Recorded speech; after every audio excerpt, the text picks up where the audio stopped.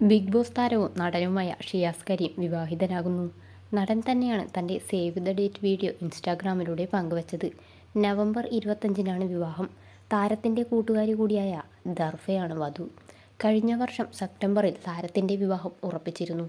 ഡോക്ടറായ റഹാന എന്ന പെൺകുട്ടിയുമായിട്ടായിരുന്നു വിവാഹം നിശ്ചയിച്ചത്. എന്നാൽ വൈകാതെ ആ വിവാഹബന്ധം മുടങ്ങി. ഒരു യുവതി ഷിയാസിനെതിരെ പീഡന പരാതിയുമായി രംഗത്തെത്തിയിരുന്നു. സംഭവത്തിൽ ഷിയാസിനെ പോലീസ് കസ്റ്റഡിയിലെടുക്കുകയും ചെയ്തിരുന്നു. ഇതിനു പിന്നാലെയായിരുന്നു വിവാഹം മുടങ്ങിയത്.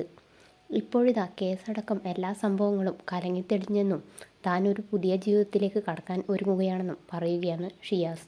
തൻ്റെ ഏറ്റവും മോശം സമയത്ത് തനിക്ക് താങ്ങായും തണലായും നിന്ന പെൺകുട്ടിയാണ് ദർഫയെന്നും ഷിയാസ് പറഞ്ഞു.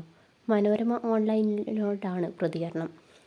ബിഗ് ബോസിൽ നിന്നും ഇറങ്ങിയതിനു പിന്നാലെ താൻ പെണ്ണ് കാണാൻ പോയ കുട്ടികളിൽ ഒരാളാണ് ദർഫയെന്ന് ഷിയാസ് പറയുന്നു. അന്ന് ദർഫയ്ക്ക് പ്രായം കുറവാണെന്ന തോന്നൽ എനിക്കുണ്ടായി.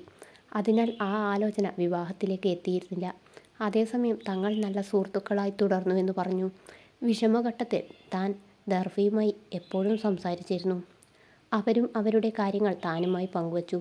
അങ്ങനെയാണ് എന്നാൽ ഒരുമിച്ച് മുന്നോട്ട് പോയാലോ എന്ന് ഞങ്ങൾ പരസ്പരം ചോദിച്ചത്. ദർഫ അബുദാബിയിലെ എമിറേറ്റ്സ് NBDയിലാണ് ജോലി ചെയ്യുന്നത്. അവളുടെ കുടുംബം അവിടെയാണ്. 25-ന് പെരുമ്പാവൂരിൽ വെച്ച് ആഘോഷപൂർവ്വം വിവാഹം നടക്കും. നിരവധി പേരെ വിവാഹത്തിന് ക്ഷണിച്ചിട്ടുണ്ട്. വിവാഹം കഴിഞ്ഞാൽ ഇനി ഞാൻ അബുദാബിയിൽ തന്നെയായിരിക്കും.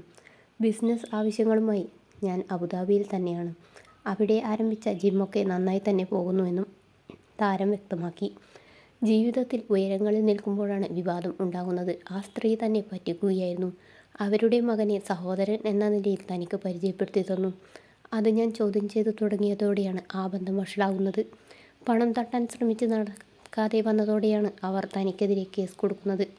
എന്തായാലും ഇപ്പോൾ എല്ലാ പ്രശ്നങ്ങളും പരിഹരിക്കപ്പെട്ടു എന്നും താരം പറഞ്ഞു. ആരെയും ഭയന്നിട്ടല്ല വിവാഹക്കാര്യം പരസ്യമാക്കാതിരുന്നത്. തങ്ങൾ രണ്ടുപേർക്കും മുൻപ് വിവാഹം മുടങ്ങിയ ചരിത്രമുള്ളവരാണ്.